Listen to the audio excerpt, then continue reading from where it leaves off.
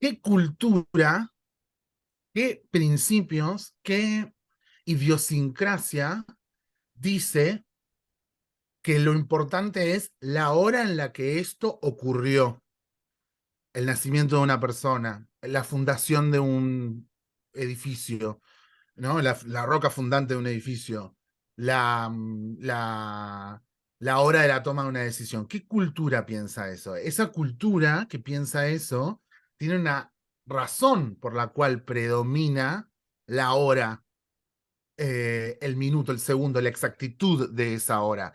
Y esto tiene que ver con una ética burocrático, legalista, mágica, las tres cosas, Wow. burocrático, legalista, mágica del decreto republicano. Siempre pongo el mismo ejemplo, que es el momento en el que Edipo se entera que estuvo todo este tiempo acostándose y teniendo de esposa a su madre. En el minuto en el que a Edipo se le hubiera ocurrido declarar ley el incesto, todo lo que estaba pasando en su casa deja de ser ilegal. Hasta un minuto antes del decreto, ese incesto es totalmente legal y bueno, después arreglaremos con la furia de los dioses.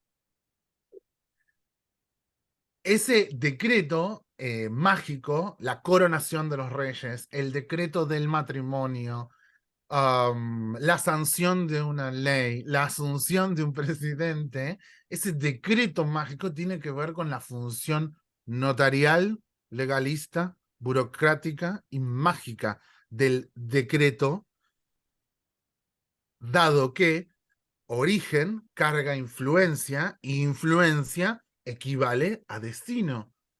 Porque si yo ya tengo estudiado cómo es la influencia de las estrellas, sabemos que más tarde o más temprano influirá para tal lado o para tal otro. Más rígido o menos rígido, la tradición helenística tenía sentencias que venían de otra forma de decreto, que es la tradición oracular, dado que el oráculo daba una respuesta escrita al momento de la pregunta, que funcionaba como artesanía, pero funcionaba como decreto, como respuesta de la divinidad. ¿Tienen alguna pregunta hasta acá? Todas, ninguna. Como- Todas, ninguna. Ahora Claro, dijiste lo de que una cultura fue la que empezó y que le dio valor a la hora. ¿Cuál ibas a decir que fue? ¿Mística?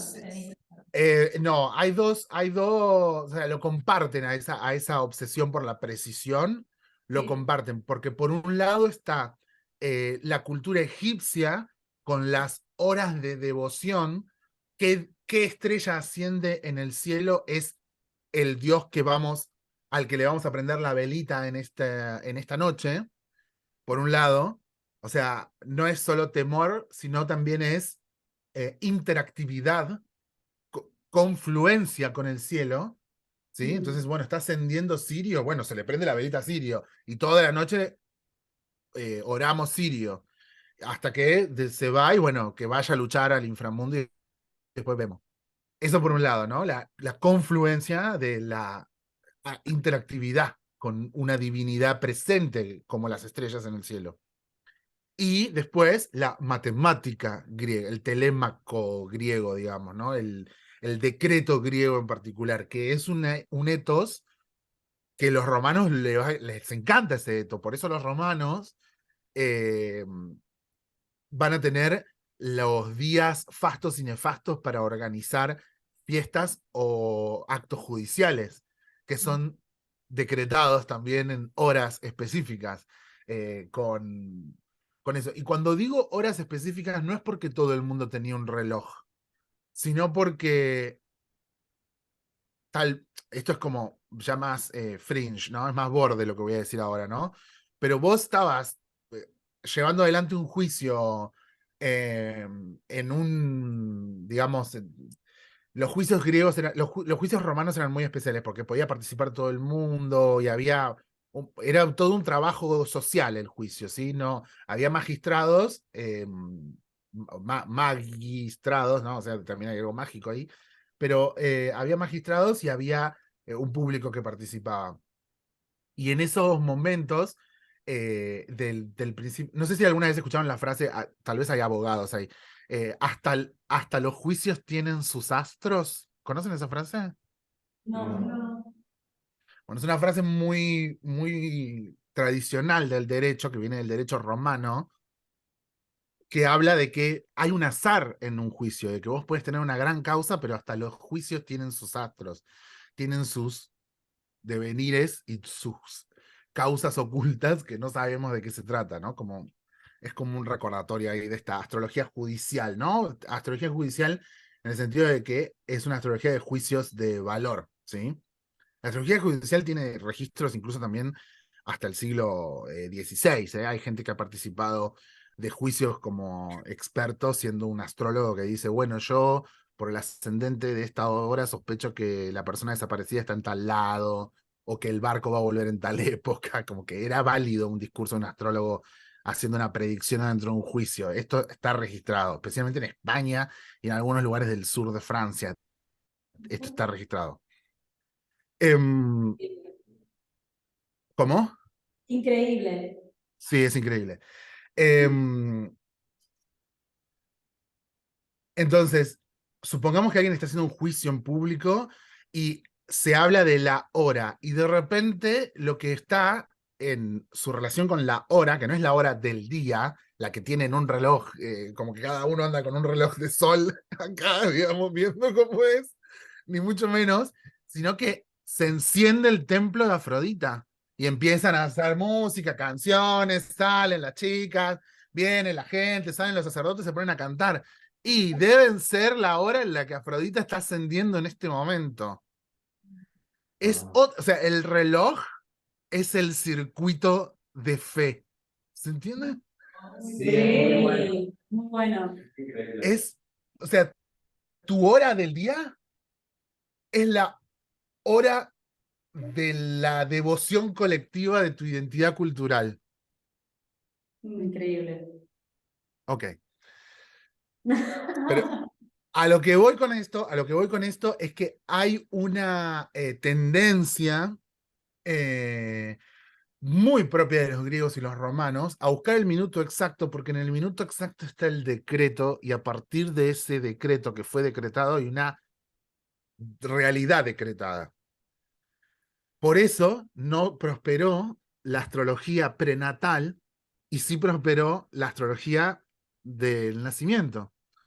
Claro. Cuando, cuando sabemos que hay una larga tradición de observar para ver el destino de una persona en los antiguos, cómo fue la primera luna nueva después de la concepción del sujeto, que se llama Syzygy, y el Syzygy, y eso es una astrología prenatal.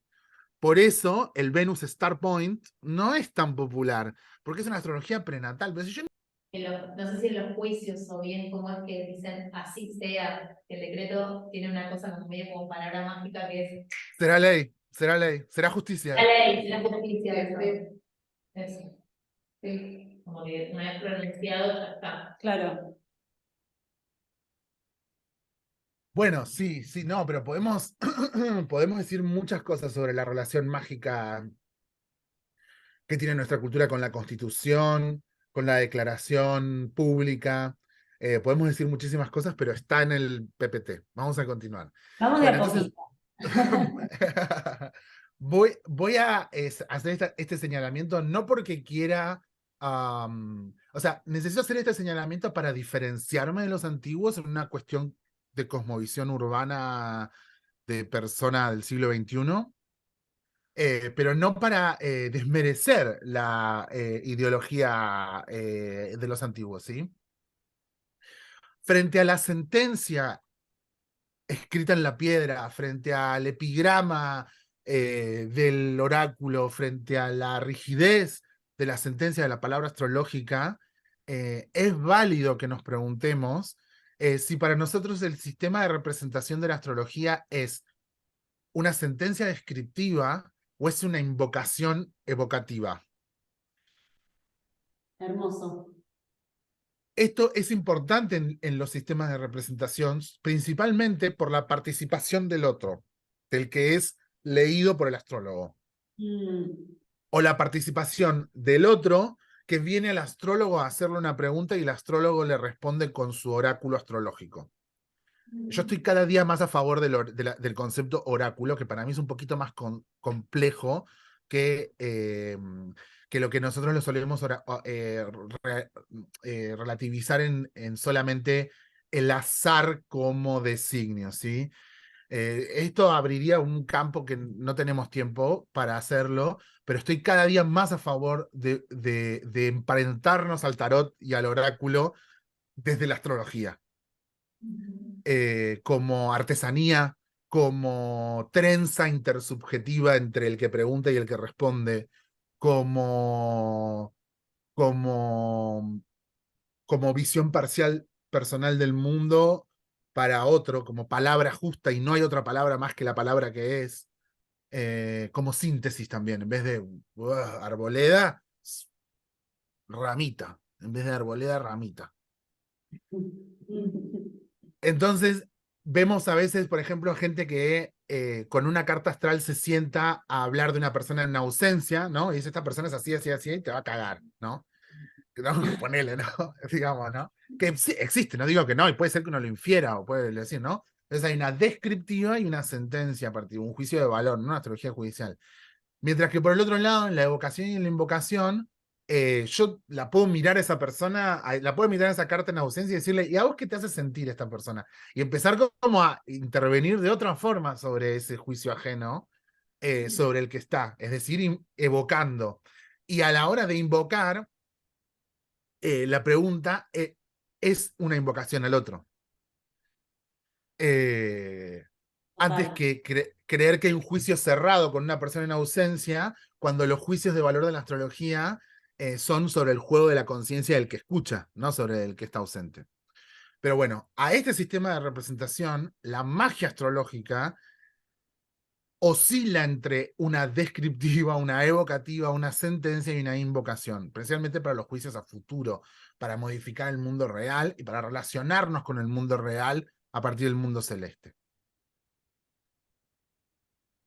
Bien. Por eso, en los sistemas de representación de lo que nosotros heredamos como el panteón griego, estas relaciones van a influir de alguna forma para otros sistemas de representación de otras culturas. Lo que nosotros vemos en la constelación de Perseo, con esa estrella tan extraña que a veces tiene pequeños eclipses y que a veces fulgura y a veces se mueve, que es Algol, diciendo que es esta figura fuerte que tiene la cabeza de un monstruo, en una cultura, esto en este caso sería el al-Sufi, ¿sí? En una cultura del al-Sufi, nosotros no tenemos esa mujer con pelo de serpientes, pero tenemos un monstruo bigotudo que se parece bastante. Y nosotros no tenemos un guerrero en cuero como era Perseo, pero tenemos este sufí con polleras y espada, con unas danzas que más o menos se parecen. Y existe una reapropiación simbólica, ¿no? De ese lugar. Y en ambos dos casos es como si se encontraran a mitad de camino cuando vemos a los monstruos gorgónicos, en particular a la medusa, blasonados esto es antiquísimo, ¿no? Blasonados en escudos, que es algo que en el Al-Sufi se va a retomar, no con imágenes idénticas, pero con imágenes similares.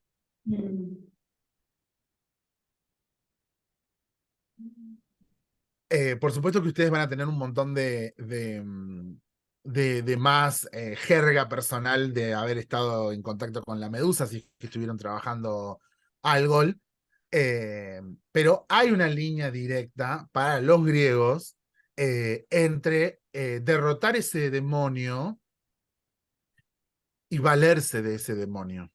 Ya, ya que, y esto no pasó con todos los demonios con los que se enfrentaron los griegos, ya que la medusa blasonada en los escudos era un apotropaico, ¿sí? Para los griegos.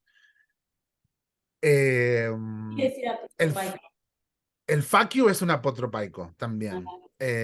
La V de la victoria es un apotropaico. Cruz diablo es un apotropaico. Apotropaico significa que aleja el mal. Es Mm. es un tipo de objeto mágico que aleja el mal. Heredado de culturas de la Anatolia y muchísimo más antiguas que tenían pequeñas imágenes demoníacas para que cuando venga un demonio y vea a un demonio diga, ah, acá ya hay un demonio, me voy para otro lado. Sí. El otro día, perdón, una pequeña intervención. El otro día que fuimos al monumento este de los espartanos, el escudo del espartano tenía la medusa en el escudo. ¿Se acuerdan? Sí, La casa de Versace también tiene la medusa. Ah, tranqui, nada que ver. Sí, sí, no, es que no hay, no es lineal la relación con el pensamiento mágico. Está presente siempre. A veces tiene fiebre y a veces está más incubándose, pero es constante la relación con el mundo de las imágenes. El apotropaico más antiguo, por supuesto, es el nazar, que es el ojo azul que se cuelga de los olivos, Está por todos lados. que está por todos lados. El facio o la jifa es un símbolo que detiene el mal. En Latinoamérica y en España se conoce como Cruz Diablo. Esto es uno de los usos más antiguos, incluso antes que la magia talismánica, ¿sí? Ahora vamos a entrar en la magia talismánica, pero esto es un uso bastante antiguo. La medusa blasonada y la magia talismánica. Perdón, la medusa blasonada y el apotropaico. En símbolos, en puertas, en escaleras, etc. En la cultura hebrea también hay apotropaicos, como es el pequeño rollito que se incrusta en el borde de la puerta. Que muchos seguramente, si conocen gente de la cultura hebrea, del judaísmo tradicional, siempre se tiene cerca de la puerta. ¿Lo han visto alguna vez? sí. Sí. Lo conocen, ¿no? Muy bien, entonces, para poder llegar al perfeccionamiento de lo que va a ser la magia talismánica, de la cual las estrellas son fundamentales para poder entenderlas, vamos a discriminar un poco cuál es la ideología tradicional que nos cimenta los principios de la magia talismánica, de la magia astrológica que conocemos. Esto vendría a ser la esfera supra y la esfera sublunar, ¿sí? Como de la luna para abajo, de la luna para arriba, ¿sí? Así la nombraban en la antigüedad. Sí, sí, Entonces, Aristóteles. Lo vimos con Aristóteles. Aristóteles, exactamente. Sí, bueno, y ahí están las esferas de predeterminación del conocimiento también en Aristóteles. Muy bien, entonces tenemos el decreto por un lado, que es la función performativa del lenguaje que va a decir son marido y mujer, culpable, será justicia, hecho este talismán, así es, así fue, así será. Es especialmente explorada por Austin en la teoría de los actos del habla, ¿sí? La función performativa del lenguaje es una función entre semántica y pragmática, una mezcla de funciones, que a partir de ese minuto ya no hay vuelta atrás con lo que ha sido declarado. Los declaró marido y mujer. Usted es culpable. Hasta ese minuto, usted tenía indubio pro reo. A usted le cabían todas las generales de la ley de que podía ser considerado inocente por la duda a favor del preso o del inculpado, o sea, el dubio pro reo. A partir del minuto de que hay una sentencia, martillazo, usted ha sido declarado culpable de tantos años, archívese, costas para expensas de los abogados, picum, pum, pum, este juicio ya ha terminado, chipupán, colorín colorado, usted es culpable a partir de ese minuto, segundo, fenomenológicamente. Fíjense cómo esto también se traslada al cristianismo, ¿no? En los actos mágicos de los cristianos, pues dice, este es mi cuerpo, y a partir de ese minuto, la hostia sufre un proceso que se llama transubstanciación y se convierte en el cuerpo de Cristo. Y usted come de la hostia y hace comunión con el cuerpo de Cristo, y bebe del vino, porque este es mi cuerpo, esta es mi sangre, y eso ya no es hostia ni vino, eso es cuerpo de Cristo y sangre de Cristo.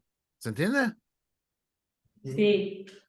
Eso ha sido declarado a través de un acto performativo del habla.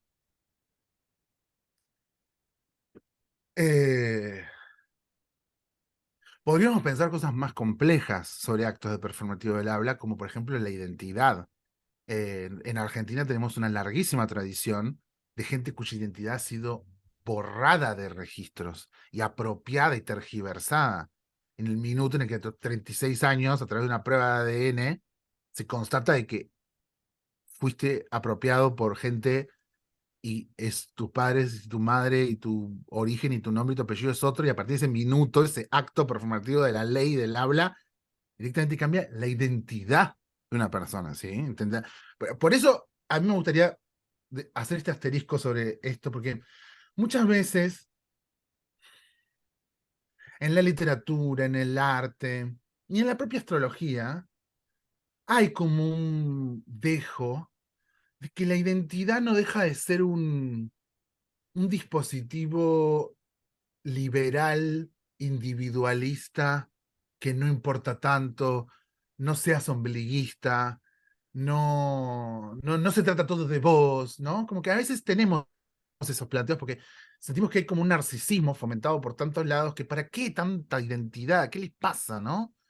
Como si hubiera una crítica apacible para ahí, que seguramente la hay en un montón de usos y costumbres sobre la identidad. Eh, pero o sea, admitiendo esas críticas y viendo para el caso por caso, a mí realmente me gustaría señalar de que no sé a qué definición de identidad nos estamos sometiendo, pero seguramente como objeto público, político y social, la identidad no es una pavada. Que hagamos estos juegos entre nosotros sobre la identidad, la exposición, los relatos, los mitos, quiénes somos, quiénes fuimos, quiénes podemos ser, es un acto de altísima potencia en la memoria colectiva de la relación con la identidad.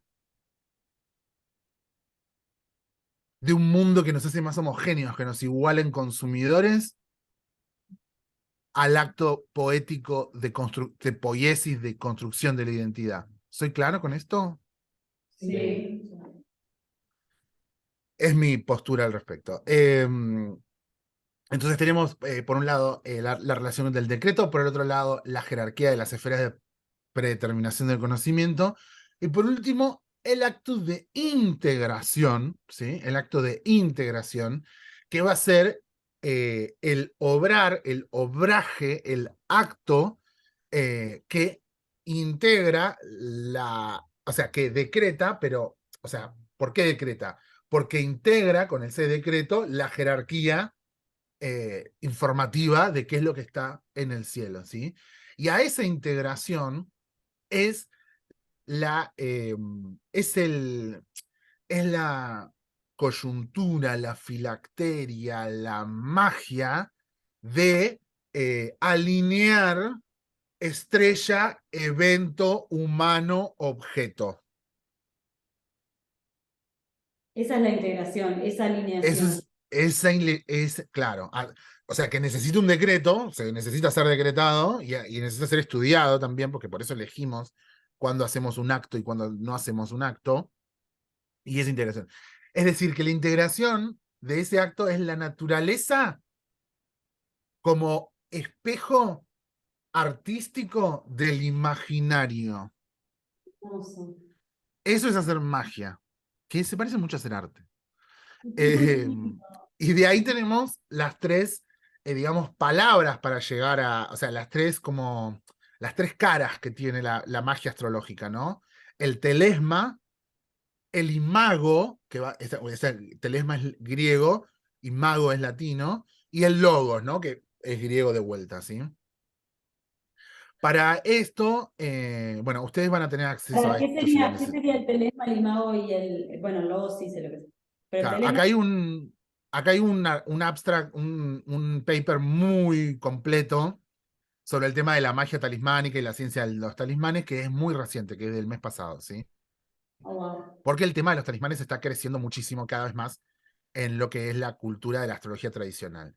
Telesma es la palabra que significa para los griegos imagen, una de las palabras que significa imagen para los griegos, pero directamente va a talismán, ¿no? O sea, se preserva como talismán. Ahí va. Y mago va a ser la traducción simple, porque van a decir, ah, sí, telesma, imagen, ah, ok, pero telesma tiene más acepciones, es más compleja. El plural es telesmata, telesma, telesmata. Y mago es lo que les va a quedar a los romanos y con lo que van a reproducir esa idea. Pero era la misma, similar idea que usaban para logos, para sentido, significado, palabra. Entonces, hay como un cruce ahí entre para la palabra abstracta y la imagen, cómo se vinculan, ¿no? Entonces ahí se van a desarrollar otros problemas para nombrar el logos griego, ¿sí? Pero son como las tres dimensiones de la magia talismánica, ¿sí? La telesmata, el imago y el logos. Hay una dimensión abstracta, poderosa, perseverante, arquetípica, podríamos decir, de saber, de mito también, porque logo también significa mito, de imagen, de iconografía, de materia, imagen adorada, de ser adorada, y el talismán, digamos, como el acto mágico de integración de todos estos conocimientos. ¿Se entiende a lo que voy? Tiene como esas tres. De materialización también, ¿no? De ponerlo, Sí, sí, o de captar ese espíritu en ese objeto. claro. Talismata, mago, logos, ¿sí? Bueno, Perfecto. vos sabés bastante de esto, Lu. Sí, estaba amando que la trajiste a la Federici. Nos ponemos de pie. Sí, Tenía que aparecer, tenía que aparecer. Obvio. No podemos vivir sin ella. es un re libro. Dale, dale, dale. No es un libro tranqui, no es un libro tranqui. No. Sí, Yo lo estudié durante 2 años para poder terminarlo y para poder entender a lo que iba, ¿sí? Por supuesto que nosotros podemos hablar de varias cosas con respecto a esto, pero a mí me gustaría señalar de que la magia talismánica no le pertenece necesariamente a ninguna de las dos tradiciones mágicas históricas más importantes de nuestro tiempo, ¿sí? La magia talismánica, como les señalé antes, desde el apotropaico, antecede los órdenes de la magia y las jerarquías de la magia. ¿Fue preferida por la magia ceremonial durante muchísimo tiempo? Sí. ¿Tenemos registros de cómo la bruja rural trabajaba con talismanes? Más o menos, porque no hay que olvidarse que esta gente fue exterminada. Entonces hay que establecer un par de relaciones a la hora de cómo nos enfrentamos a un texto que nos habla de magia talismánica o de magia en general. Voy a hacer muy berreta, un blanco-negro. Berreta significa pobre, pobremente, voy a hacer pobremente un blanco-negro de brujería versus magia tradicional, ¿sí? La magia tradicional o la magia ceremonial, ¿sí? La entendemos como una relación de pacto, decreto y control racional, mientras que la brujería va a tener una relación de prevención, de sincronía y de fluir antes que de controlar, de dejar pasar, de dejar que ocurra. ¿Por qué? ¿Por qué ocurre esto con la brujería? Yo esta frase la digo hace mucho tiempo, perdón si ya me escucharon decirlo, pero para mí, una persona que está en el campo y ve que la luna está gibosa o no sé qué, y de repente dice, no, yo mañana voy a ir a no sé qué, y va a buscar la vaca y la prepara, y de repente la vaca entra en trabajo de parto, está haciendo astrología. Una persona que trabaja con la madera sabe cuándo cortar la madera para que no se abiche. Y no lo hace con ciencia, lo hace con luna, lo hace con la luna, lo hace con el calendario lunar, lo hace mirándola a la luna. Y eso también es astrología. Hay relaciones de obtener sentido a partir de mirar las luces que siguen siendo astrología, sin signos, sin matemática, sin eclíptica. ¿Se entiende lo que voy? Sí, clarísimo. Sigue siendo astrología. No podemos subjerarquizarla ni. No. Sigue siendo astrología. Después, bueno, no, ya después tenemos precisiones más que ya son astronomía, están haciendo ciencia, sí, todo eso sí. pero hay otras relaciones más, menos intermediadas.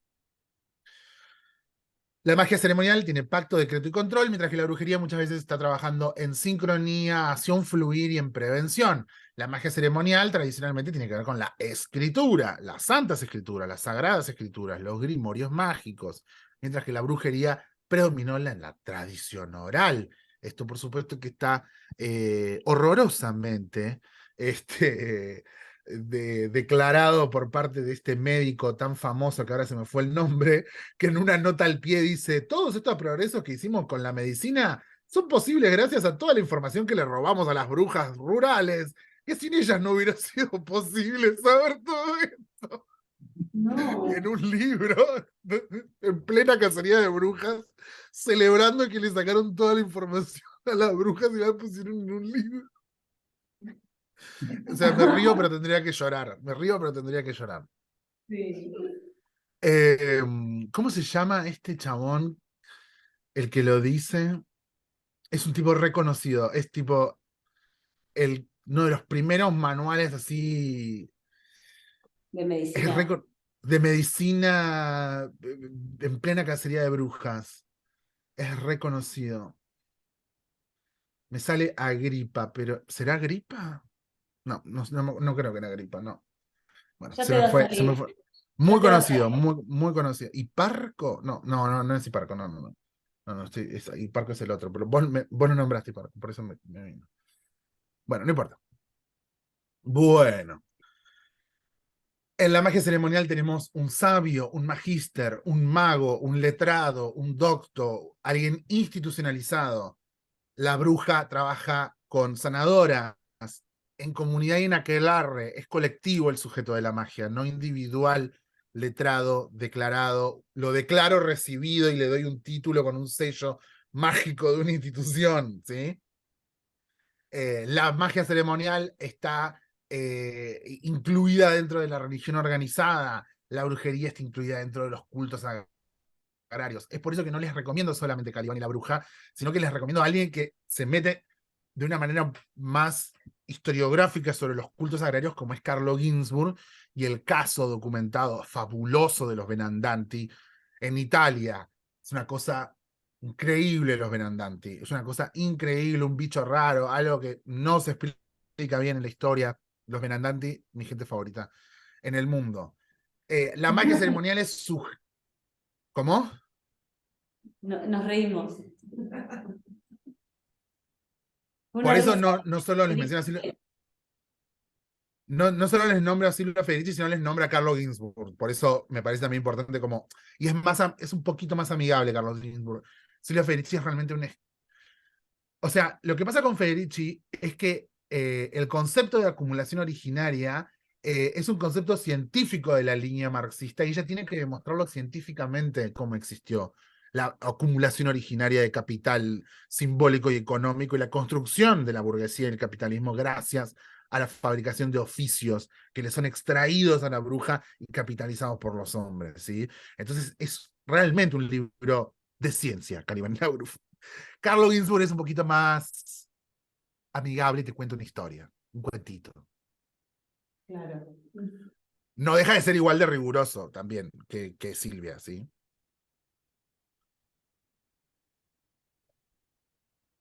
Te interrumpí, alguien dijo algo. No, alguien fue al baño. O a buscar agua. Hay un punto de igualación en la magia o en los usos mágicos o en este tipo de usos, que es que en la magia ceremonial o en el culto organizado, muchas veces esto va a ser visto como una herejía. Muchas veces, no siempre, pero muchas veces va a ser visto como una herejía y la bruja era sujeta a una observación que nosotros entenderíamos como disidencias. Para eso podríamos ver, por ejemplo, Brujería y Contracultura Gay, que es un gran libro que tiene una línea específicas sobre la relación de la disidencia sexual, identitaria, de otras feminidades cis que no se sometían al orden, etc. Esto está en Contracultura y Brujería Gay, Brujería y Contracultura Gay, que es un libro precioso. La magia ceremonial muchas veces va a estar al servicio del poder. Esto lo vamos a revisar de otra manera más adelante porque poder es también Dios. Mientras que la brujería claramente está en convivencia al servicio de la comunidad y una es urbana y la otra es rural. Sin embargo, ambos dos casos están trabajando con magia. ¿Me quieren hacer alguna observación, alguna pregunta hasta acá? Amando. Solo sumaría dos ñoñadas. Una que la figura de la hechicera también es una figura urbana y como de las clases altas, podríamos decir, mientras que la bruja era acusada de tener este tipo de prácticas, no era algo que se decía como una reivindicación. Como ninguna mujer campesina que practicara estos ritos decía de sí misma que era una bruja. Era algo que decían los otros sobre ella. Claro. El nombre, ¿no? El nombre, ¿cómo que se dice? El nombre, como se le dice, el nombre, creo que lo dice Federici, ¿no? El nombre que le da el poder. Bruja es el Nombre que da insulto el o el poder. nombre que le da el poder, ¿no? Por eso también Federici hace todo un tiempo de explicar qué es representar a la bruja, por qué es fea, narigona, horrible, monstruosa y se viene a comer a tus hijos, ¿no? Ahí entra el gremio de los artistas a hacer una narración sobre la bruja para popularizar, para hacer una campaña mediática a través de, bueno, campaña mediática en el siglo XVI, pero es una campaña mediática porque es el No, rumor, es el una campaña chisme, mediática porque además es en la época donde se inventa la imprenta. la imprenta, Y sí, creo sí. que la imprenta fue la divulgación de esto, de la figura de la bruja y por qué tenían que ser perseguidas, asesinadas, enjuiciadas, etc.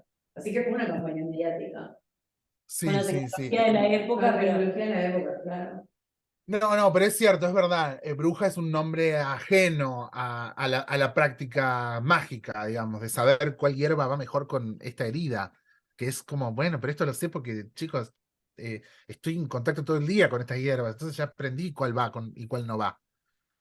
Sí, y otra cosa que me parece muy interesante, perdón, pero esta es una de mis obsesiones de los últimos años, lo de las brujas, es que como la magia tenía una función de algún modo empoderante para los sectores populares, y esa es la razón por la que son perseguidos los ritos mágicos.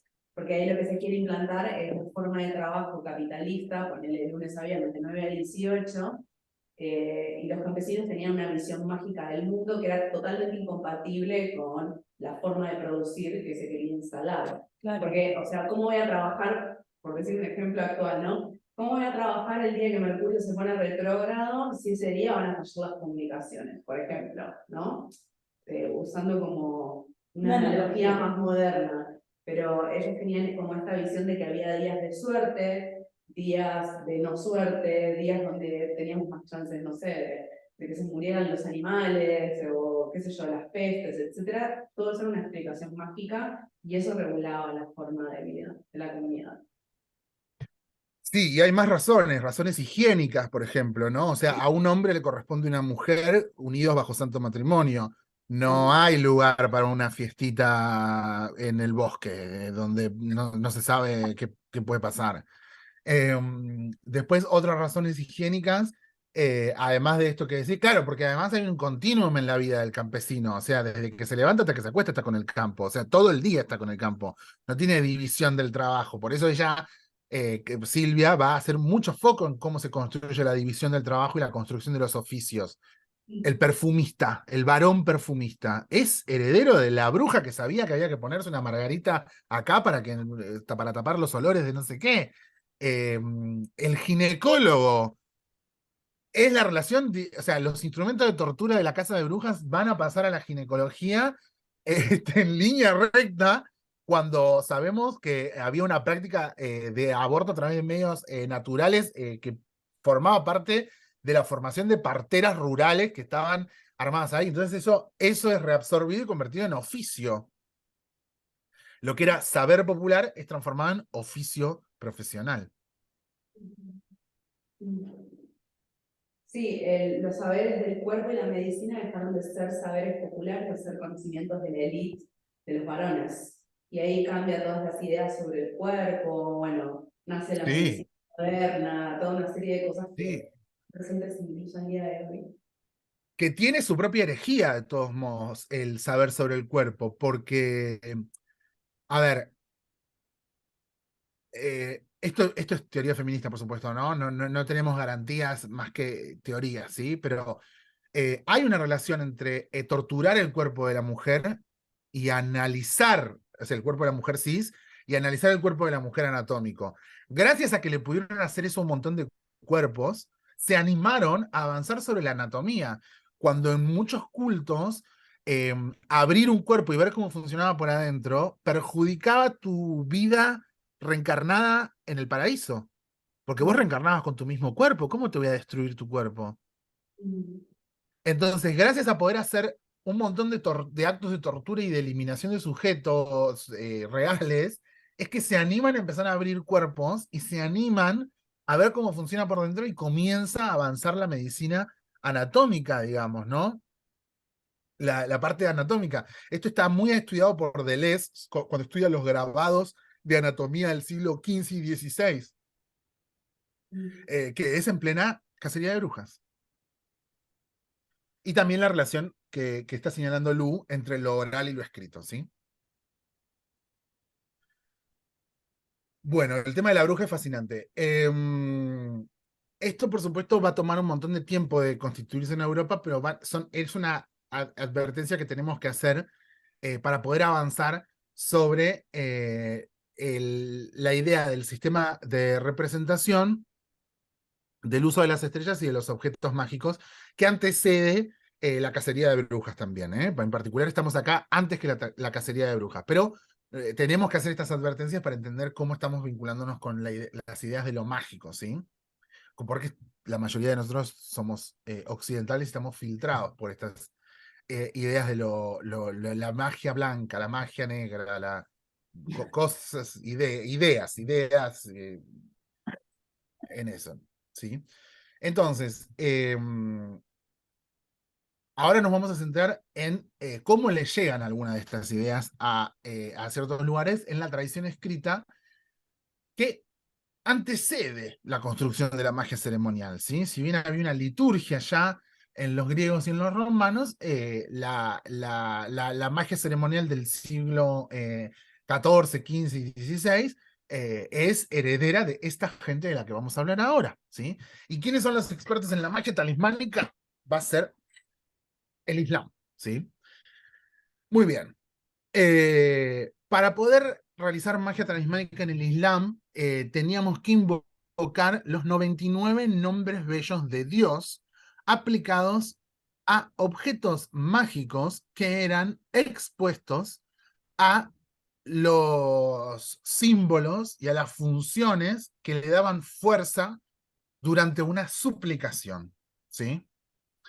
Muchos de estos objetos y símbolos fueron heredados de culturas anteriores y sus orígenes y significados se han ido obscureciendo con el pasaje del tiempo. Por ejemplo, tener un ciervo de cuervos altos, de cuernos altos, aparecía en muchísimos amuletos, pero desaparece mientras van avanzando los siglos en la construcción de estos objetos. Entonces se deja de usar el ciervo y se usa otra palabra, se usa otra cosa, empieza como a borrarse la idea, ¿no? Empieza como a volverse borroso, va bajando como de calidad el JPG y se va volviendo cada vez más como Se corrupto, pixela. digamos, ¿no? Se pixela, pero pixelarlo le permite ir más rápido, ¿sí? En vez de ser demasiado fiel a una imagen, mientras más se pixela, más rápido viaja, ¿sí?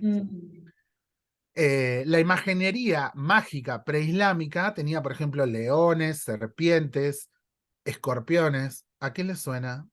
El Y podía cielo. estar visto. Y podía estar visto y representado en artefactos como en amuletos o en tazones de magia medicinal. Ahora nos vamos a meter con los tazones, prepárense. Esta representación, prepárense, tazones de magia medicinal, esa no se la vieron venir. La representación del ser humano, de una mano humana, era muy importante para protegerse del mal durante todo el Medio Oriente preislámico, incluso también en tierras islámicas también es vista.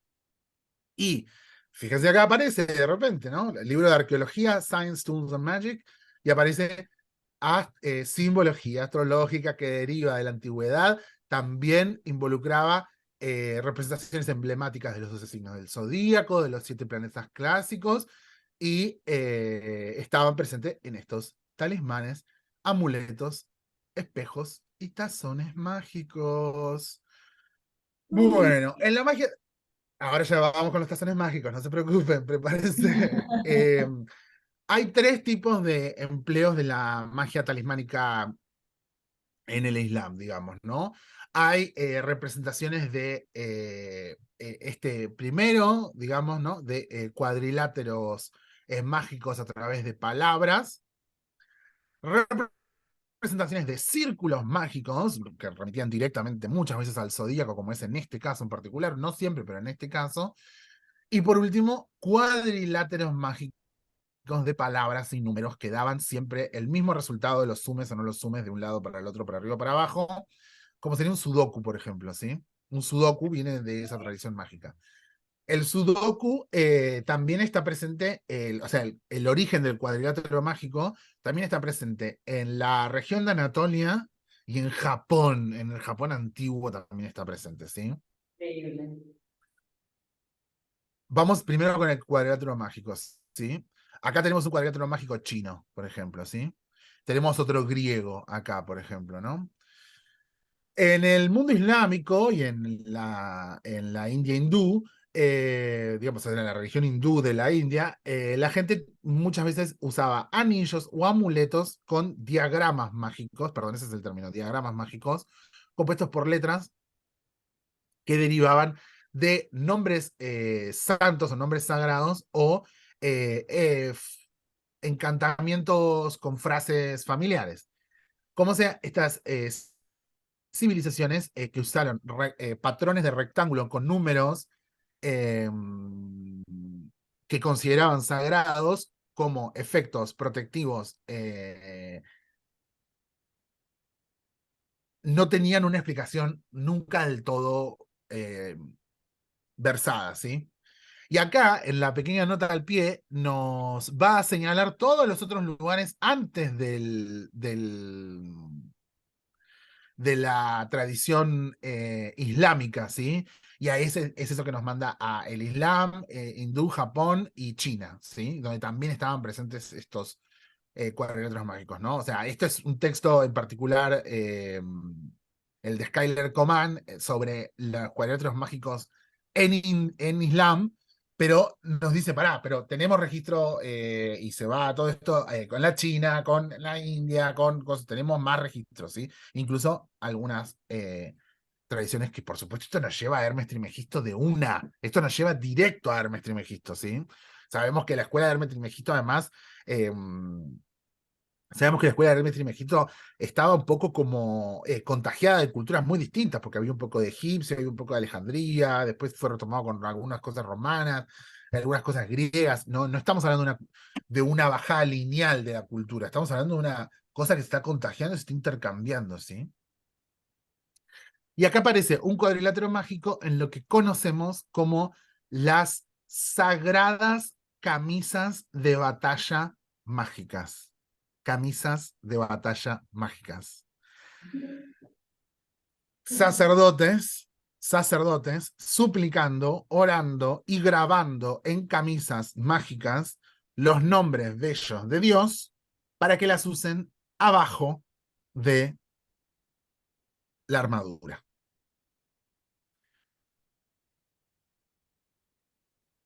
Si nosotros, ahora quiero entrar en un pequeño detalle, ¿no? Ahora nos metimos en los grabados de camisas mágicas, ¿sí? Si nosotros tuviéramos una cultura que considera que lo más sagrado es estar enfermo, tendríamos hechizos para enfermarnos y acercarnos a Dios. En los usos culturales de cuál es el borde entre lo que está bien y lo que está mal, lo que es bueno y lo que es malo, lo que es bello y lo que es feo, se revela la intención de una cultura en lo que está operando y en lo que está deseando, en cómo está usando esta magia para este fin. En esa pragmática se revela el ethos de una cultura. ¿Se entiende? Sí.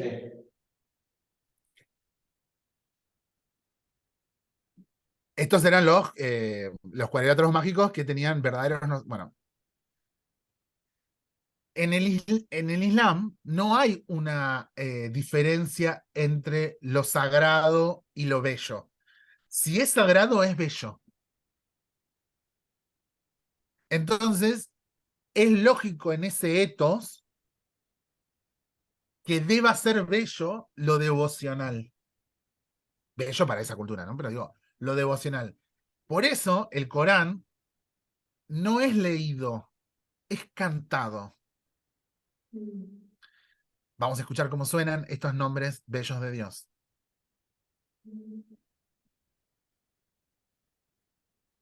إنا فتحنا لك فتحا مبينا ليغفر لك الله ما تقدم من ذنبك وما تأخر ويتم نعمته عليك ويهديك صراطا مستقيما وينصرك الله نصرا عزيزا هو الذي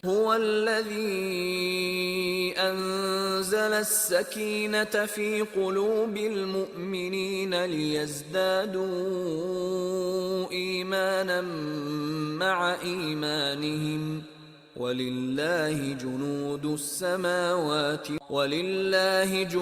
السماوات والأرض وكان الله عزيزا حكيما O sea, solo son los versos que nombran el bello nombre de Dios, de los cuales hay de todo el Corán hay 99, ¿sí? Que se usan solo como los nombres bellos de Dios.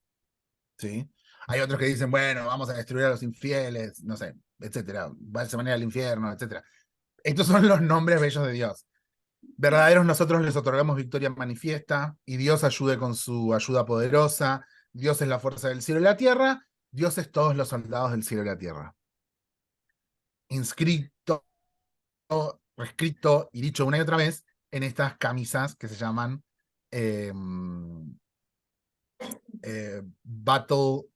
Magical Battle T-shirts, ¿sí?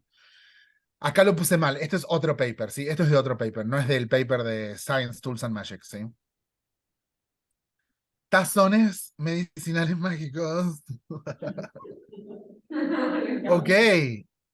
Son las inscripciones de los nombres bellos de Dios en un tazón fabuloso, del que si vos tomás la sopa, tomás el té o lo que sea, te curás.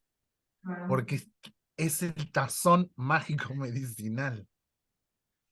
Eso es inscribir la esfera supraceleste a través de un decreto en una integración por un objeto que carga la influencia y produce sus efectos, ¿sí? La descripción más antigua de talismán es coordinar las fuerzas cósmicas en objetos para transformar la realidad. Lo que pasa es que, claro, nosotros decimos objetos, talismanes, amuletos, fetichismo, capitalismo. No, una ciudad puede ser un talismán. Si vos le elegís bien la hora, si vos la llenás de símbolos, si vos le ponés estatuas que hablen de los valores que vos querés representar, una ciudad es un talismán.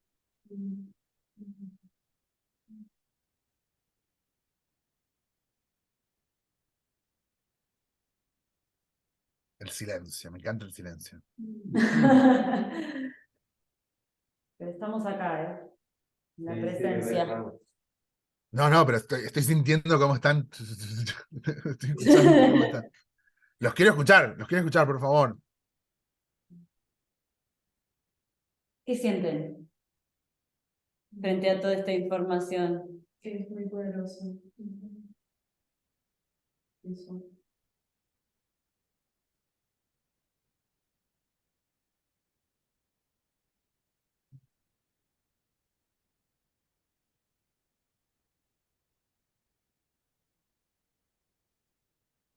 Gracias.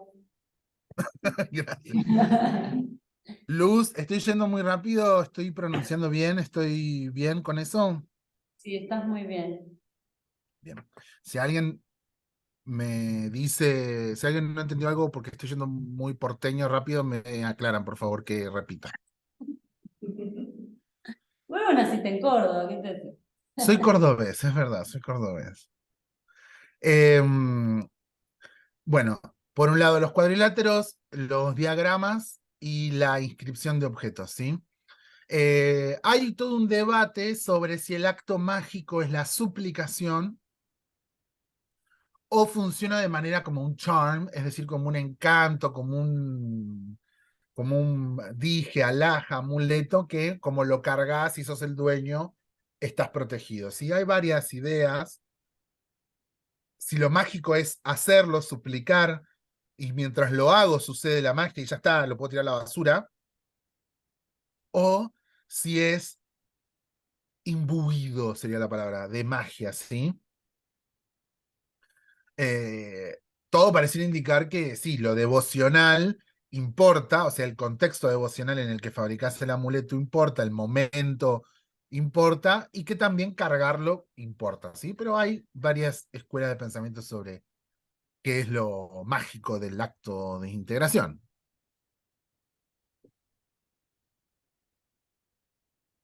Tratado de los talismanes, ¿no? Este es el Tratado de los Talismanes. Este es un tratado tardío, ahora vamos a ir a los anteriores, pero a partir de este tratado podemos hacer un rastrillaje de qué es lo que llegó en el Tratado de Talismanes, que se considera que está alrededor del siglo XVI en la corte otomana de Estambul, ¿sí? Eh,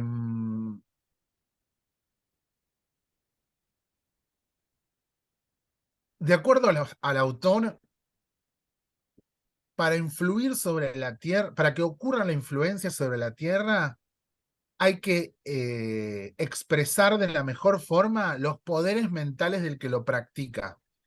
Mente ejerciendo influencia sobre la Tierra es llamado magia. Me pareció lo que hace el artista. Y esto es ayudado, o sea, ese acto mágico es ayudado por meras herramientas, en todo caso, que son las sustancias naturales y los elementos de la Tierra, objetos mágicos y propiedades ocultas, entendiendo ocultismo como el que sabe para qué sirve Venus, el que sabe para qué sirve Saturno.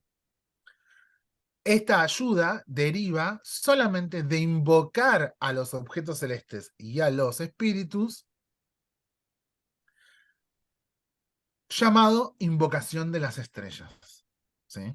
Tan, tan. Sigo con esto. Después de dar ejemplos adicionales sobre la influencia en la Tierra, en Egipto y en tierras de Irán, nos movemos a la segunda influencia sobre el mundo sublunar. Acá el autor, estamos hablando de el Tratado de los Talismanes de Ibn Kemah. Acá el autor toma posiciones muy pías para afirmar que solo Dios puede ser el cometido y que cada objeto celeste podrá tener facultades distintas o cualidades distintas, y que el ser humano con sus capacidades limitadas nunca va a terminar de comprender los mecanismos que subyacen ahí. Fíjense cómo dijimos antes que la magia ceremonial es se sirve ante el poder.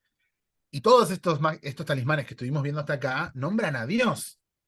O sea, no estás haciendo una herejía, estás haciendo una glorificación de Dios con esto. Perdón, se cortó. ¿Prolificación, dijiste? Glorificación, una glorificación de Dios. Prolificación. Es al revés, en vez de decir, uy, qué hereje este que hace magia. No, está ejecutando el oficio más sagrado. Esto, bueno, hay unas críticas implícitas entre negar la causalidad de las estrellas, porque para él podrían ser experiencias externas que refuten la influencia de los cielos. Y este tratado de talismanes va a hablar de estrellas fijas para evitar esas estrellas fijas, porque son las que nos obturan el camino a Dios. Fíjense qué interesante la lógica que usa. Por ejemplo, nombra evitar el clúster de las Pléyades, porque puede ser mala para los animales y los seres humanos. Dice que Canopus, la estrella de Canopus, puede tener fuerza destructiva porque no se ve en nuestra Tierra y es visible en la gente de Yemen y Hejaz. Miren qué interesante la regla. Miren qué interesante la regla de no le hagan devoción a una estrella que no vemos, que no es de nuestro territorio, de nuestro cielo. Claro, tiene mucho sentido. Canopus Y también está en la barca en el hemisferio sur. en el sur. No, y pensá, Lu, en esos matices. ¿Te acordás cuando hablamos con Oscar que nos decía, ojo con la siempre circumpolar? O sea, la siempre circumpolar está ahí por algo, y la que nunca se ve, ojo con esa, porque esa no. ¿Te acordás esa charla con Oscar? Sí, sí, sí. O sea que la tuvimos por separado, pero que después lo charlamos nosotros. Sí. Sí, sí, sí. La que está ALH, la que está El CP, Poly la que está Quartus Passage, Passage. sí. Claro. Flying Hidden. Eh, claro, si ya está escondida, es como, no, orale a la que ves, no a la que no ves. Sí, a la que no es de tu territorio me parece que es clarísimo, es como el dios que no sale en tu zona, ¿no? Sí, y si estás en otro territorio, hacete un amuleto de ese dios muy humilde y llévatelo a tu mundo, digamos. Claro, exacto. Bueno, eh, ¿hasta acá me quieren hacer alguna pregunta? Están todos moviendo la cabecita. Mudas. Las Circulación de están los materiales. Sí, mudas. me lo estoy dejando muda las parlanchinas Pero, de las pero a mudas. ver, ¿Qué a las había ver, creído? yo quiero poner un poquito traer algo o sea, también armar esta charla, un poco la idea era traerles una nueva capa, ahora ya últimos días se están yendo y traerles una nueva capa de, de todo lo que tiene que ver con la creatividad vinculada a las estrellas, ¿no? Y cómo esto de bajar la energía de la estrella, de invocarla, o sea, pensándolo un poco dentro de lo que va a pasar de acá cuando ustedes se vayan, o sea, Gael es muy experto en este tema, ha investigado un montón y no es una información que comparte en cualquier contexto, es algo que es muy, muy, o sea, realmente somos muy privilegiadas de estar escuchando esto. Nada, eso, como esa capa que tiene que ver con lo creativo y con pensar cómo hay una tradición enorme a partir de todo esto que es la magia vinculada a las estrellas, ¿no? ¿Por qué llego a estos materiales? Y llego buscando esos catálogos que no son tantos. Y los tres catálogos principales van a ser el catálogo Sloan del Museo Británico, la Biblioteca Bodleiana, con representaciones de estrellas y con nombres de estrellas y con el conocido libro de las constelaciones y de las estrellas del Al-Sufi que conocemos. Ahora les voy a mostrar una de ese. Y por último, este libro tan polémico que tuvo tantas tradiciones, que es el Picatrix o el Propósito del Sabio, ¿sí? Traducido especialmente para la corte del rey Alfonso el Sabio, cuya referencia puede llegar a ir al siglo IX, y que Ficino, Agripa y William Lilly van a todos remitir a eso, y ahí está presente en más de 400 fuentes, ¿sí? Originalmente escrito en árabe y traducido al español con una traducción llena de errores y censuras hasta poder encontrar su versión final, ¿sí? Después, por supuesto, también tenemos otras representaciones del cielo y sus constelaciones, como el libro de astromagia del siglo XIII, eh, que tienen en consideración la tradición de las estrellas, intrínseca a la devoción y a la astrología. El divorcio de la astrología con las estrellas todavía no se entiende. Supongo un poco las palabras de Robert Hunt en su manual de los 80 cuando dice, no sé, los textos que hay son demasiado fatales, hieren la sensibilidad contemporánea y las descarta con eso, ¿no? 40 años después, no, un poquito menos, 30 años después, eh, Bernard Brady dice, bueno, pará, pero algo se puede hacer con esto, ¿no? Investiga 20 años las estrellas y nos entrega sus libros para decir, hay una sensibilidad contemporánea que todavía se puede vincular con las estrellas, ¿no? Eh, es ahí una guerrita entre 1920 y fines de los 90 que toma la desaparición de las estrellas para el siglo XX, ¿sí? Para lo que es la astrología del siglo XX, ¿sí? Pero está totalmente presente en aprender astrología, porque se aprende astrología mirando el cielo, y mirando el cielo es mirando las estrellas.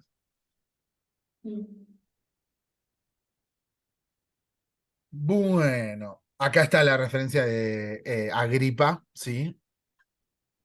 En sus tres libros de filosofía oculta, donde también están presentes las estrellas, ¿sí? Algunas ideas de los problemas de traducción que tenemos del asunto de las estrellas. En este caso no es una estrella en particular, es la toma de una decisión, ¿no? Fíjense cómo queda para la traducción general un principio de Vetus Valens, ¿no? Hay más ejemplos que incluso incluyen algunas estrellas. Lo que pasa es que no es tan obvio el problema de traducción con las estrellas como es con este caso, ¿sí? Don't drop the Herald of Fortune, ¿no? Esa era la traducción general de Vetus Valens a la hora de tomar una decisión. La traducción literal es no dejes caer el heraldo de la fortuna. Estos textos no fueron traducidos por astrólogos. Fueron Ah, traducidos por gente que no entendía el argot, no entendía el uso del lenguaje astrológico.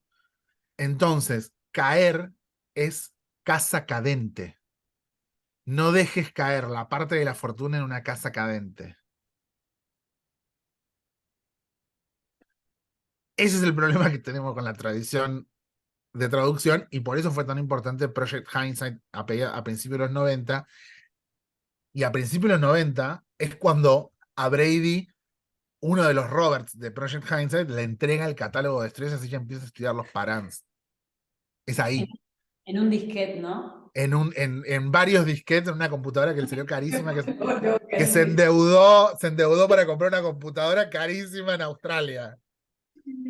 Claro, al principio de los 90 no, era raro tener una computadora.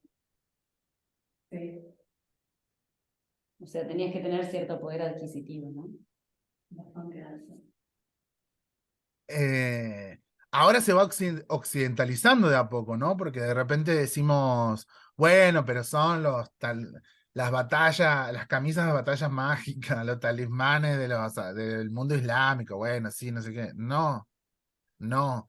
Las inscripciones y los grabados de 15 estrellas mágicas que se conocen como las Bevenianas o Viginians, están presentes en un montón de grimorios mágicos de esta época. Esos son como los símbolos de los planetas, ¿no? Los glifos Sí. de cada estrella ¿Querés para ser invocada. nombrarlas? ¿Querés nombrarlas así? Sí, las 15, hay discusión sobre si son 16 o si hay una que no es y es otra, ¿sí?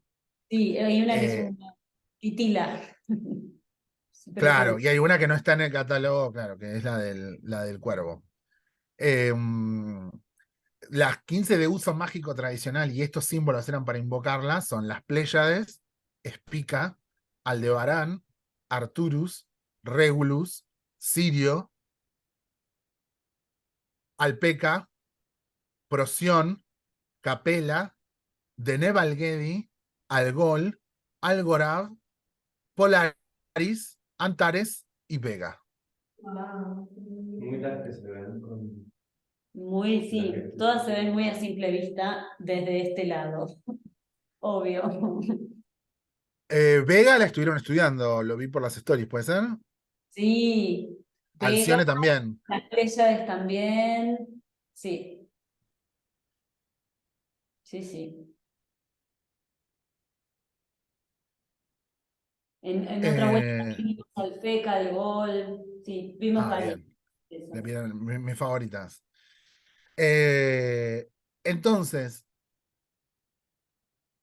lo que nosotros conocemos como la clave de Salomón o el arte del encantamiento, la Ars Goetia, tiene una relación directa con invocar un ángel con un símbolo astrológico, con un glifo de una estrella también.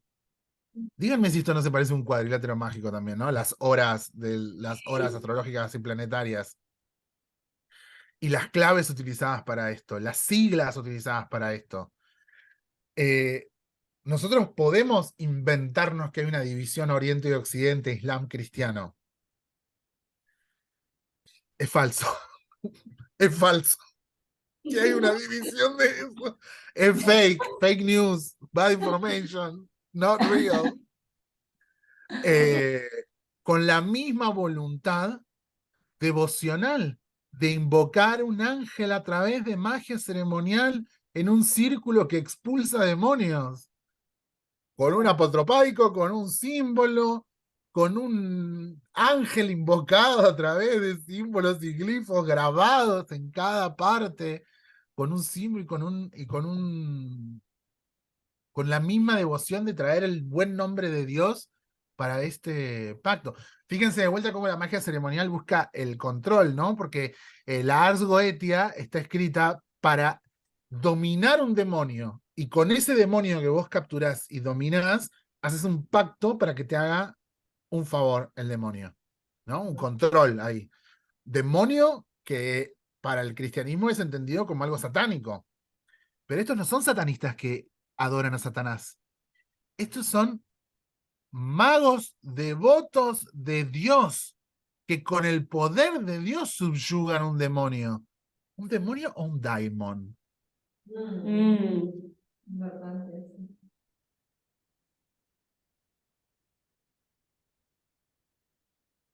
Y presente hasta el día de hoy, por supuesto, en el tetramorfo. En el tetramorfo, que está presente en la carta 21 del tarot, que está presente en el Cristo Pantocrátor, con las 4 estrellas fijas, con Tauro, con Leo, con Acuario, con Escorpio. Por supuesto, sacaron el escorpión porque ¿no? Pusieron un águila, el digamos, águila. ¿no? Pusieron un águila para que zafe, digamos, ¿no? Al menos tiene alas, claro.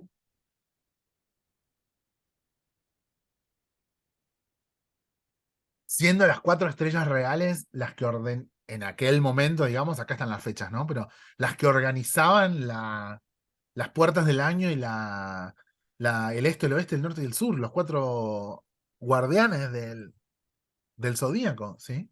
Sí, puntos cardinales y equinoccios y solsticios. Sí. Y momentos devocionales también, porque existe toda una tradición de devocionar a los muertos en las épocas de Tauro y de Escorpio eh, por Aldebarán y por Antares. Mm. Esto ya se los explicaste, ¿verdad? Parán, ya Norte, norte, sí, sur, norte, sur, cúspide y baja culminación, ¿no? O sea que lo que está acá es el centro, ¿verdad? sí, exacto. Ok. O sea, no se lo mostré con esa imagen, igual si quieres se lo puedes explicar, pero es básicamente la mirada de Stellarium por un lado y por el otro lado la carta natal, que es un plano, ¿no? El plano de la eclíptica.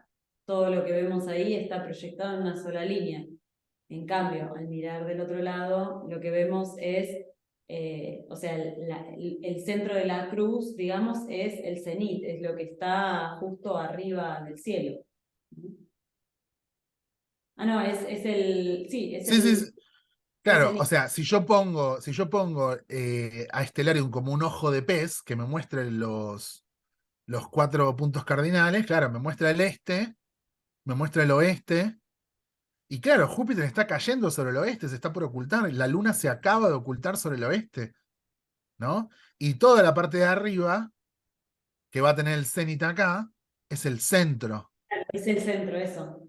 Es el centro. Entonces, si yo tengo a Canopus acá o a Mursims acá, Canopus, la paloma, Mursims, todas esas me salen acá, ¿no? Entre la 9 y la 10, Claro. entre el cenit, ¿no? Y esa es la estrella que culmina, ¿no? Después tenés la estrella que asciende, que es la del este, o la que desciende, o la que está en la baja culminación, ¿no?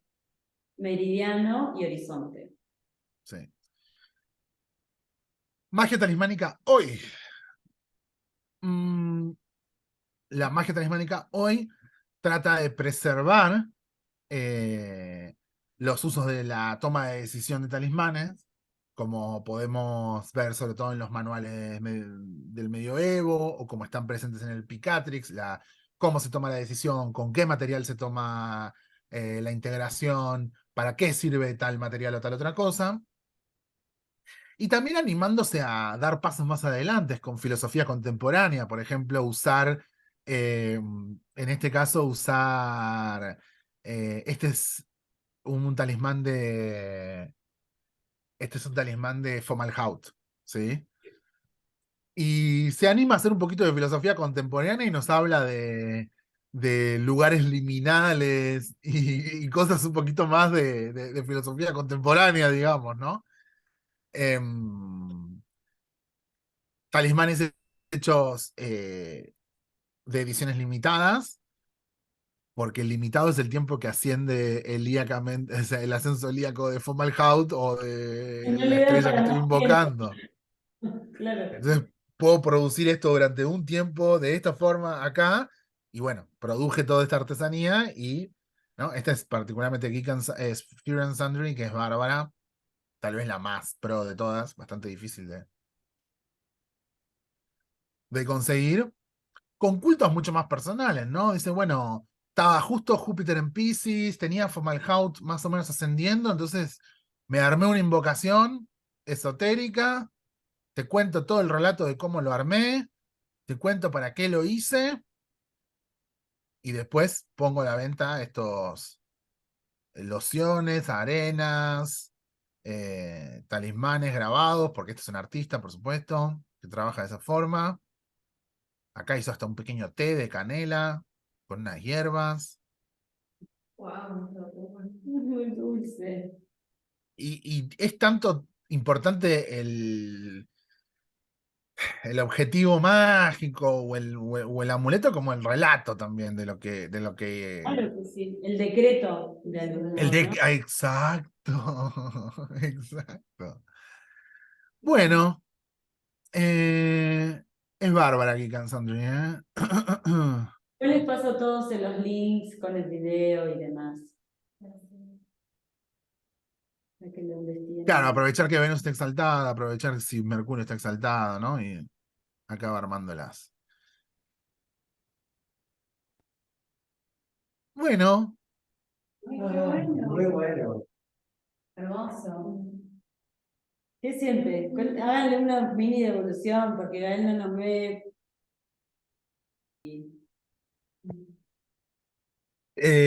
yo quería hacer un comentario de algo que habíamos hablado la vez pasada, pero por ahí esta vez como que lo borré un poco, que tiene que ver con como con estos carriles, ¿no? De la magia ceremonial, institucionalizada, escrita, etcétera, la tradición oral, y etcétera.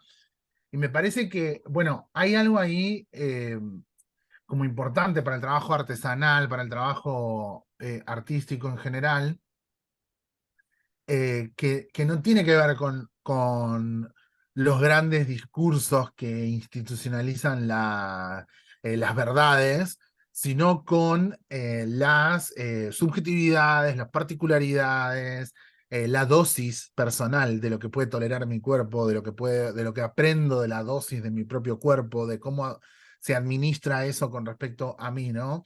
Y pienso mucho en un poco como en los consejos, ¿no? En la parte de autoayuda, como le digo yo, la parte de autoayuda que tiene 1000 mesetas de Les Guattari, eh, de o sea, cómo me expongo a lo que me saca del territorio, a lo que me saca de la idea de cuerpo, me agencio, o sea, como me involucro y me dejo transformar por la naturaleza, cómo se integra ese acto, cómo se une ese lazo, cuál es, o sea, no quiero usar todo el vocabulario de los tipos estos, pero me parece como importante como recordar ese trabajo que tiene que ver con lo local, lo particular, lo singular, lo subjetivo, ¿no? En vez de lo universal, lo institucionalizado, lo colectivo, en un sentido de la verdad pública, ¿sí? Cuando hay un colectivo cultural, digamos, en todo caso, Una habitual, pequeña un hábito, comunidad, claro. un hábitat, un hábitus, una cosa más como recordar como esos conceptos tal vez para nuestro ser urbano también, que tiene contaminación visual para poder mirar las estrellas.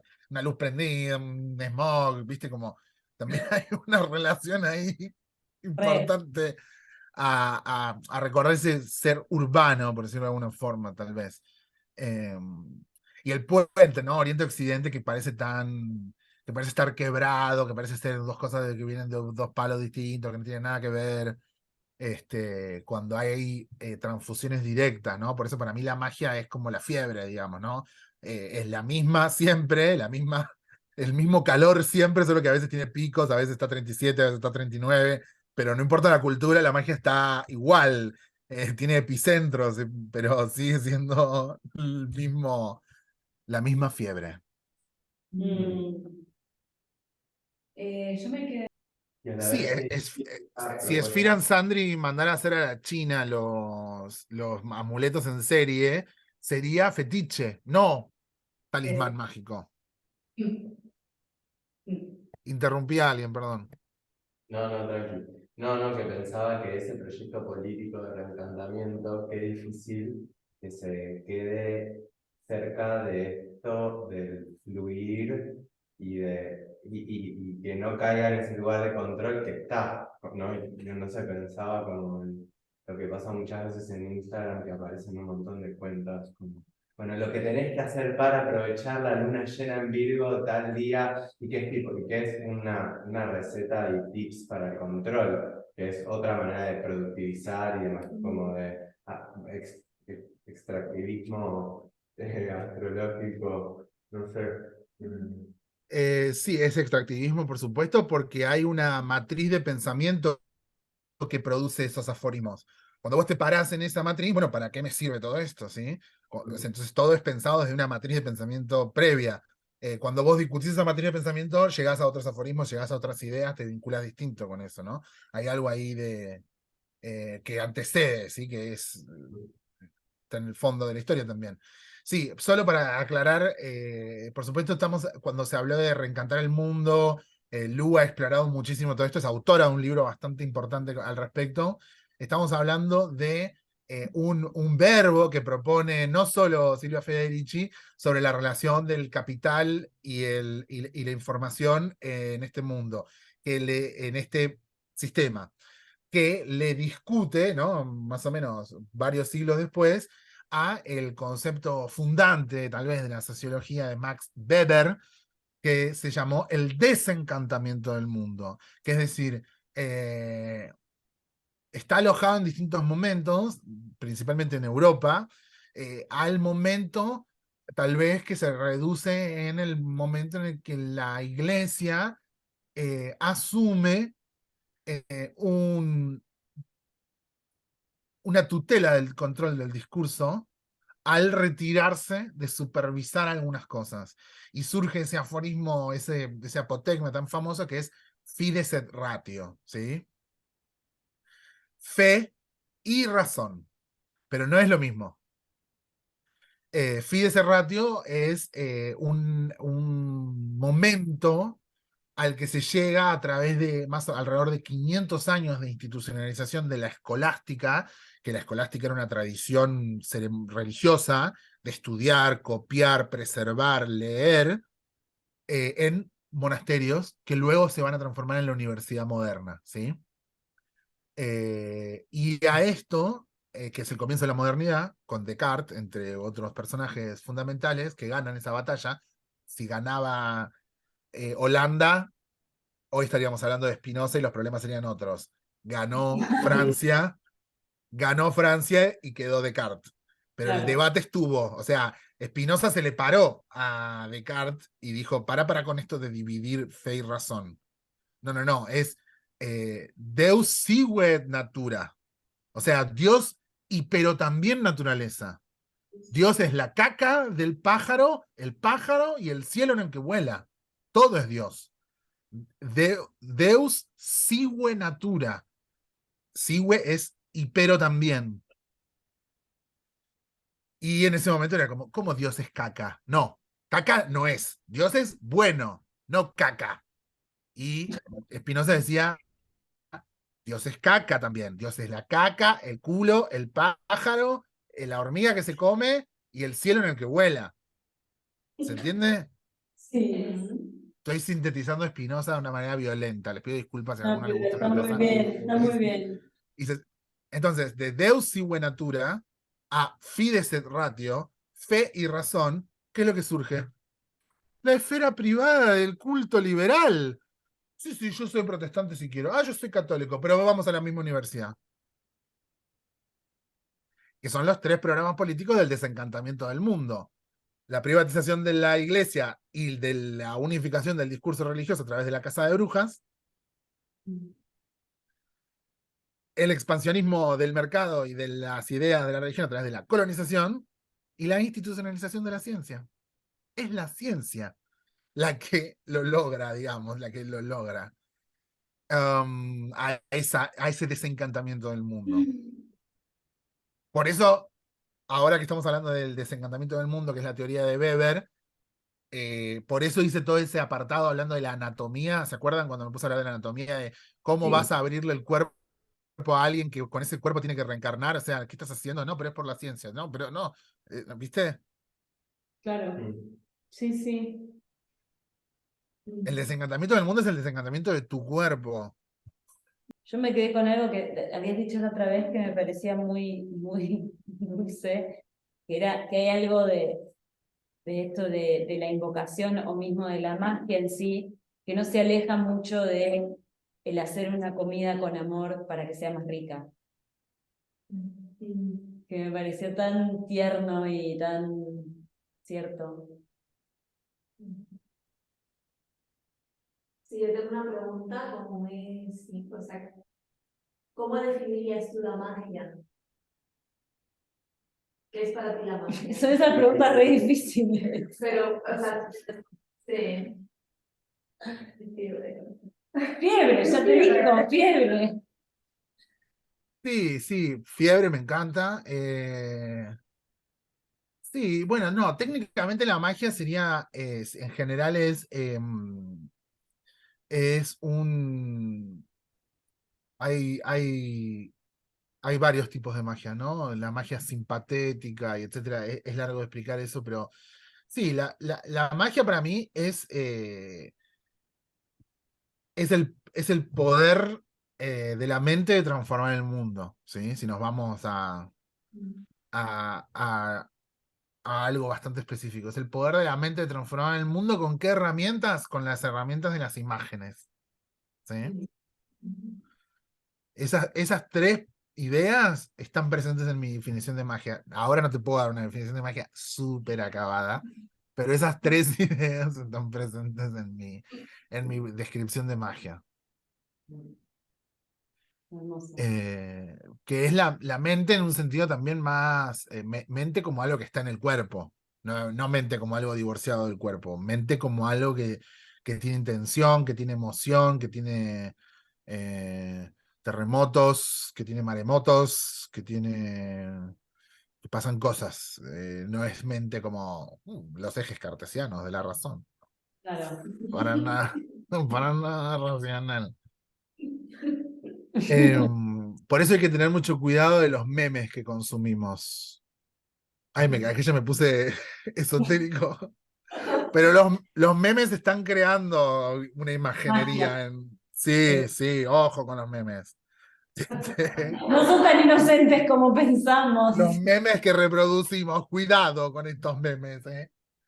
Y también hay que lanzar unos buenos memes al mundo para encantarlo y activar a través de esta magia memética.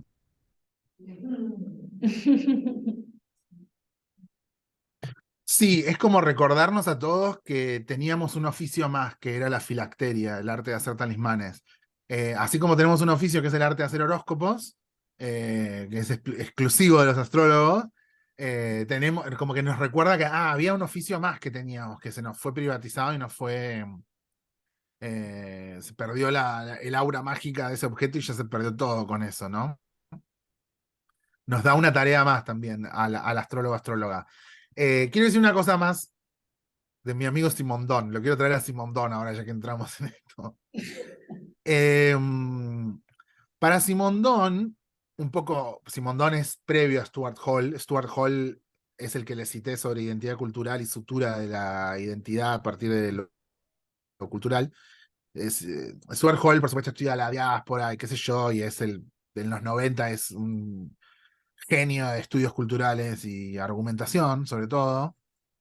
Pero Simondón es anterior, es francés. Y Simondón siempre fue muy respetuoso por los saberes antiguos y es uno de esos científicos que nunca bardeó la astrología, de los pocos que hay. Todo lo contrario, le reimportan los manuales de alquimia y astrología y todo esto, le reimportan, le parece que habla de todo lo importante, dice él. Especialmente en su libro sobre la técnica, ¿sí? Que empieza hablando de magia directamente, arranca con eso. Y hay un momento de Simondón, cuando sigue estudiando sobre la técnica, sobre la individuación, etcétera, tiene varios temas, Simondón, sobre la percepción también. En un momento le llega a una definición de espiritualidad muy interesante. ¿Vieron cuando les hablé de, por favor, no subestimemos la identidad en un país que tiene una postdictadura con gente que le robaron la identidad? ¿No? ¿Se acuerdan ese apartado que hice sobre banalizar el problema de la identidad? Eh, Viene a cuento de esto en particular. Por eso me quedé con ganas de decirlo. También para cerrar, porque siento que ya les quemé la gorra. Ya siento que No. Pero Simondón tiene una idea de la espiritualidad que es casi poner espiritualidad como sinónimo de esta palabra: transindividualidad. Wow. Que es algo que ocurre en el teatro. Que es algo que ocurre cuando vamos a ver Coldplay. Que es algo que ocurre en la rave, que es algo que les pasó a ustedes en la Liga de las Estrellas hoy, esta semana. Y que no necesariamente está oficiado, ceremoniado, jerarquizado, inscripto, sino que forman parte de necesidades de la percepción, de la realidad, de la coherencia en el mundo, que demandan instancias de transindividualidad. Una astróloga, cuando está leyendo la carta al otro, está haciendo trenza de su subjetividad con la del otro. Hay un trenzado transindividual ahí, también. Hermosísimo. La humildad de ir a consultar el oráculo de Delfos y decir algo de mi destino, ¿lo saben los dioses? Es un reenvío transindividual también.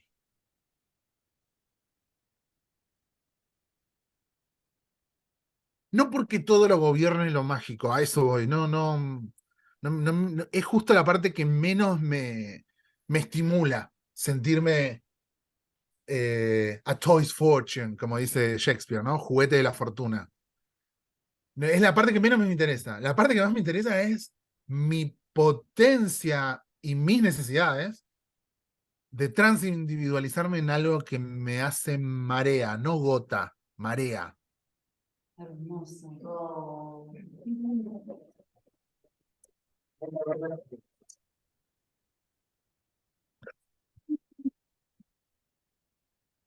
Te quiero.